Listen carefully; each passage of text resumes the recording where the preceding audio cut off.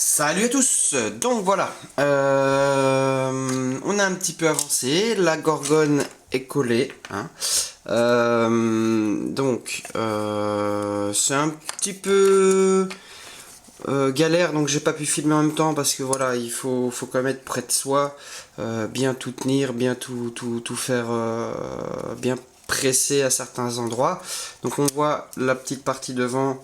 Alors ouais, la luminosité, toujours le problème. Voilà. Euh, donc la partie devant est aimantée et ne frotte pas trop, hein. Donc là on voit donc que j'ai sali, hein, j'ai essayé de salir. Alors peut-être que je rajouterai un peu de salissure par la suite pour vraiment que le pont soit dégueulasse. Donc ça c'est bon. Je vais maintenant m'atteler à mettre un peu de green stuff dans les endroits qui sont encore visibles, d'accord. Alors, on va faire une petite vidéo aujourd'hui, peut-être plus sur la suite du montage. Donc, notamment, alors, je vais essayer, mais c'est pas sûr qu'on voie. Euh, ah, c'est un peu compliqué. Ah, si, on voit bien. Là, les antennes. Donc ça, c'est assez chouette à faire et ça, c'est assez réaliste. Donc il y a une troisième antenne que je vais mettre là, plus petite. Je vais faire ça. Donc on fait ça avec de la corde de guitare. Euh, c'est tout bête comme truc, mais une fois qu'on connaît ce petit truc, eh bien on peut plus s'en passer parce que vraiment ça donne un effet réaliste. Donc la première chose à faire est de évidemment d'avoir sa corde de guitare et d'être prêt à dépioter une partie au bout. Alors là je vois un peu mal, donc je vais le faire devant moi. Je vais commencer à défaire. Voilà. Voilà. Là c'est bon. Voilà. Donc vous voyez, j'ai bien dépioté le début. Donc il faut savoir qu'une corde de guitare, pour les cordes, les trois cordes, on va dire graves, euh, donc le La, le Ré et le Mi, on a une tige métallique autour de laquelle une autre tige est entourée en spirale. Donc là, moi, il faut quand même quelque chose de fin, donc je prends le La, hein, donc c'est la troisième en partant des graves, donc la plus fine des cordes embobinées comme ça. Et ben, vous dépiotez en fait la partie. Ah oui, attendez, je suis plus devant la vidéo. Alors voilà, quand la pince tient moins bien, c'est un peu plus compliqué. Donc il faut vraiment. Attendez, hop, voilà. Dépioter cette partie pour. Voilà. Pour mettre à jour l'antenne. Vous voyez. Alors là, on va pas la faire trop longue. Ça, c'est bien. Donc une fois qu'on a fait ça, on a donc vraiment la partie métallique et puis la spire à la base qui est un peu plus épaisse, ce qui donne un effet assez réaliste. Donc là je vais la couper à cet endroit là. L'avantage c'est que généralement la tige tient assez droit malgré le fait qu'on la travaille, qu'on puisse la cogner par erreur. Vous voyez, elle restera droite et elle fera vraiment cet effet assez réaliste. Donc après on essaye de la couper.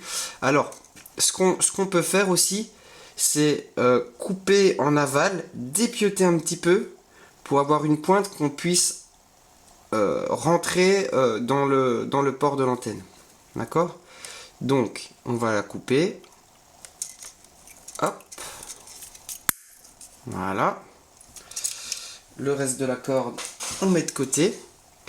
On va essayer de couper cette partie-là à ras.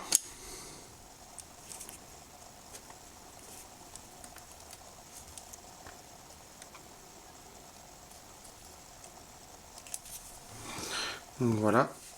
Hop. C'est fait. Et on a donc son antenne. D'accord? La petite tige qui dépasse, on peut essayer parfois un peu de la repincer pour la raplatir, qu'elle soit moins visible, mais c'est vrai que ça c'est assez fastidieux, hein. Parfois ça dépasse quand même un peu, mais c'est pas catastrophique. Ok? Et ensuite, donc, l'idée, c'est d'essayer de dépioter la partie arrière. Donc là, de nouveau, je vais me mettre devant moi.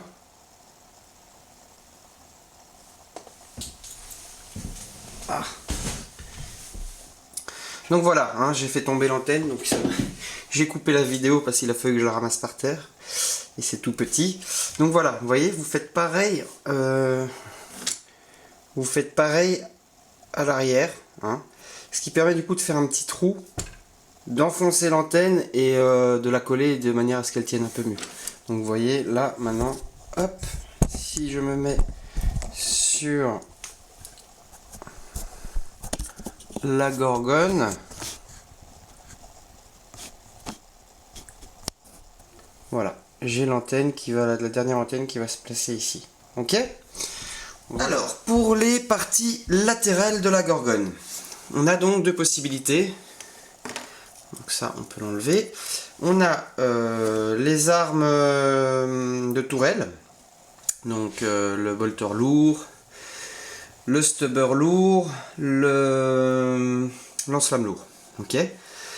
Donc ça, c'est une des deux possibilités. Du coup, c'est une structure assez petite.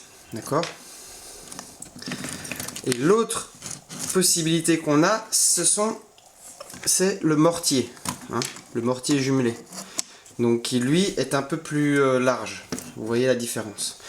Donc le problème que l'on va avoir, c'est évidemment on va chercher à magnétiser tout ça, hein, pour pouvoir les interchanger en fonction de la bataille qu'on veut mener. Et du coup on se retrouve à devoir mettre des aimants sur une petite surface. Parce que si vous mettez deux aimants ici pour avoir un peu plus d'adhérence avec le mortier jumelé, eh bien vous vous retrouvez avec des aimants visibles. Ok. Donc, ce que j'ai décidé de faire, c'est d'amener un autre renfort en aimant qui ne sert pas pour les armes en tourelle, hein, mais qui sert pour la partie mortier. Honnêtement, ça sert à rien. D'accord, je l'ai fait en me disant, bah, ça va évidemment faire un peu plus d'adhérence, parce que le problème qu'on va avoir, c'est que si on est attaché sur toute cette partie là et pas du tout ici, avec le moment de force, si on appuie, on va avoir la structure qui bascule facilement. D'accord. Donc je l'ai fait, j'ai eu plus d'adhérence, mais ça glissait tout autant finalement en appuyant légèrement à l'arrière. Donc ce que j'ai fait, c'est deux petits renfoncements sur la structure du char. Et puis donc deux petits morceaux métalliques qui dépassent pour qu'ils puissent glisser dedans. Et là, une fois que vous faites cela, vous avez vraiment une adhérence et une résistance à la torsion qui fait que quand vous appuyez, ben vous avez pratiquement, vous voyez là, j'ai pratiquement plus de mouvement. D'accord. Donc il faut vraiment voilà, mettre au moins deux tiges. D'accord. Donc moi j'ai utilisé de la broche. Bon, tout le monde ne peut pas avoir accès à ça, mais voilà, c'est des broches pour les fractures de chat, donc de 2 mm d'épaisseur, c'est pas très gros. Et comme il m'en reste souvent après en avoir placé une, il y a un bout qui reste dehors qu'on coupera, et bien moi je les garde parce que voilà, c'est quand même c'est du titane, c'est de la structure très résistante, qui s'use pas, qui se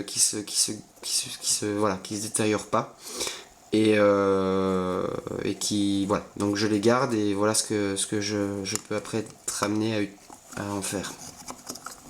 Donc ce qu'on fait pour placer les aimants, c'est des trous, évidemment, des trous de 2 mm.